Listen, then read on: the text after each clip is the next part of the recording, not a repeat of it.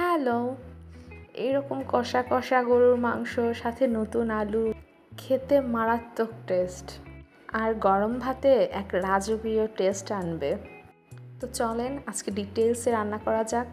তো এই তো প্রথমে তো গরুর মাংস লাগবে, তো সুন্দর গরুর মাংস নিয়ে আসা হয়েছে আর নতুন আলু এইভাবে কেটে নিয়েছি।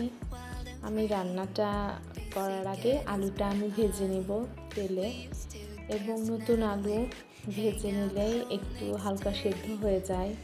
তো এখানে লবণ এবং হলুদ দিয়ে সুন্দর মতন ভেজে নেব, এবং ভেজে নিলে টেস্টটা অনেক দ্বিগুণ আসে। পরে যখন মাংসে এটা পড়বে এই আলুটা খেতে অনেক টেস্টি। এবার আসলাম মাংসের পার্টে, মাংসটা ধুয়ে নিয়েছি। আর হ্যাঁ, এখানে আদা রসুন কিন্তু আমি বেটে নিব। সো আদা রসুন ব্লেন্ডারে জগে নিয়েছি। পাশাপাশি আমার আলুটা ভাজা হয়ে গেছে, দেখছেন কি সুন্দর করে আমি লাল লাল করে আলুটা ভেজেছি। বেশি লাল না, বেশি কড়া না, তবে হালকা সুন্দর একটু ডিপভাবেই ভাজবো।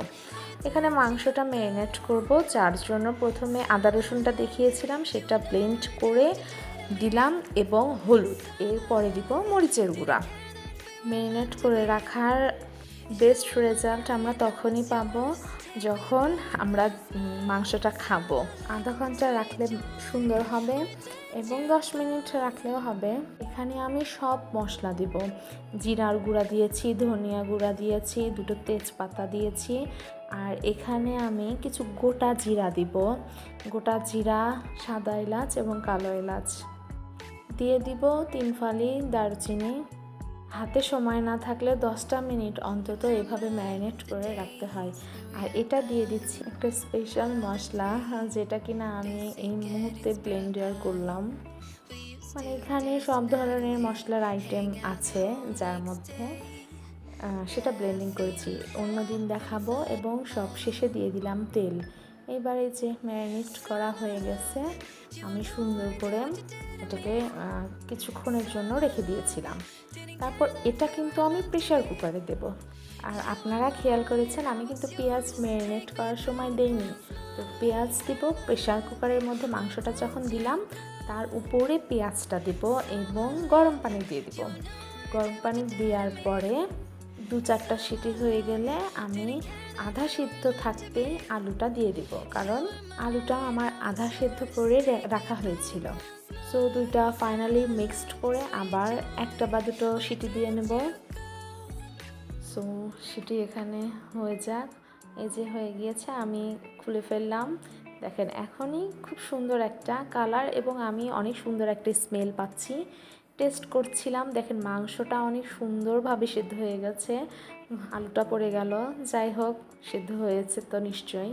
এইবার হবে মাংস রান্নার আসল পার্ট, সেটা হচ্ছে সেদ্ধ মাংসটাকেই সুন্দর করে আবার ভেজে নেওয়া।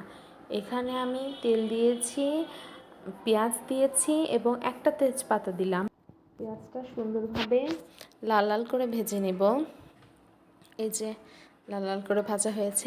এইবার কুকারে থাকা মাংস আর আলুগুলো, শুধু মাংস এবং শুধু আলু, আমি পেঁয়াজ ফোড়ন যেখানে দিলাম সেটার মধ্যে ছেড়ে দেব। শুধু মাংস এবং শুধু আলু নিয়ে ওই তেল আর পেঁয়াজের মধ্যে নিয়ে আমি সুন্দর করে ভেজে রাখবো, সুন্দর করে ভাজবো। আর এদিকে ঝোলটা কিন্তু রয়েই গেল। পরে আমি 2টো মরিচ দিব, ফালি করে না, জাস্ট ভাজার জন্য, সে সাথেই আমি ভেজে নেব। এই যে কোনো ঝোল ছাড়া মাংসটা নিয়ে আমি তেলের মধ্যে করে সুন্দর করে আবারও কষা মাংসটা আবারও ভেজে নিচ্ছি, এর টেস্টটাই হবে অনেক সুন্দর। প্রায় ভাজা ভাজা হয়ে আসলে এর মধ্যে আমি পরবর্তীতে ঝোলটা দিয়ে দিব, এবং ঝোল দেওয়ার সাথে সাথেই, পুরোটা যখন ঝোল দেবেন, ঝোল দেওয়ার সাথে সাথেই দেখা যাচ্ছে যে কালারটা অনেক সুন্দর আসছে। এই তো এই ঝোলটা আমি আবার একটু ফুটিয়ে নেব, 2-3 বার ফুটিয়ে নেব, এবং তরকারিটা আমি দমে রাখবো। এই যে আমি ফুটিয়ে নিচ্ছি এবং তরকারিটা আমি দমে রাখবো, তাহলে আস্তে আস্তে তরকারিটা হয়ে যাবে এবং তেলটাও ভেসে উঠবে। তো এই যে ফাইনাল লুক, দেখেন কত সুন্দর কালার এসেছে এবং খেতে এত টেস্টি ছিল যে মনেই হচ্ছিল না যে এটা নতুন আলু দিয়ে ঝোল করেছি, মনে হচ্ছিল কষা মাংস কষা মাংস। তো এই তো গরম গরম একটা বাটিতে সার্ভ করছি, মনে হচ্ছিল যে বিয়েবাড়ির মাংস খাচ্ছি। অনেক সুস্বাদু, আপনারাও এভাবে ট্রাই করবেন। আর অবশ্যই মাংসটা কষিয়ে নেওয়ার পরে তেলে পেঁয়াজ দিয়ে একটু ভেজে নেবেন, আলাদা করে ভেজে নিলে অনেক টেস্টি হয়। এই তো আমার ফাইনাল লুক। এইভাবে আপনারাও চাইলে বানাতে পারেন। রান্না করে অবশ্যই একটা কমেন্ট করবেন, জানাবেন যে কেমন ছিল টেস্টটা। আর হ্যাঁ, লাইক ফলো শেয়ার দিতে ভুলবেন না। আবার দেখা হবে নেক্সট ভিডিওতে কোনো এক সুন্দর রেসিপি নিয়ে, সহজ উপায়ে সুন্দর রেসিপি। ভালো থাকবেন। আল্লাহ হাফেজ। আসসালামু আলাইকুম।